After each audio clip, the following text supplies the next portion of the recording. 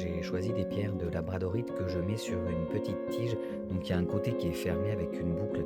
Donc je les mets et au milieu j'ai décidé de mettre une petite breloque. Donc c'est en acier inoxydable. Je rajoute 2 anneaux parce qu'en fait si vous avez la breloque qui est directement collée aux perles, c'est trop serré, ça fait pas joli. Donc vaut mieux rajouter les petits anneaux entre donc c'est la petite lune et la tige quoi pour qu'il y ait plus de place.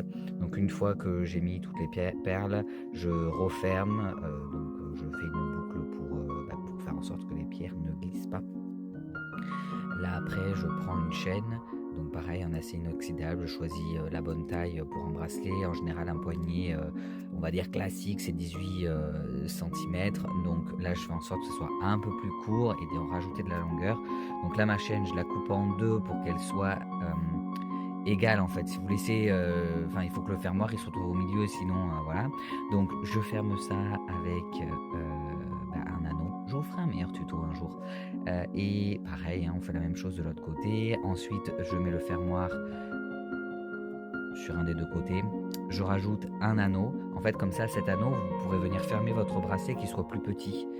Et à cet anneau, je rajoute un tout petit morceau de chaîne. Et au bout de ce petit morceau de chaîne, je rajoute encore un anneau, ou deux, tout dépend.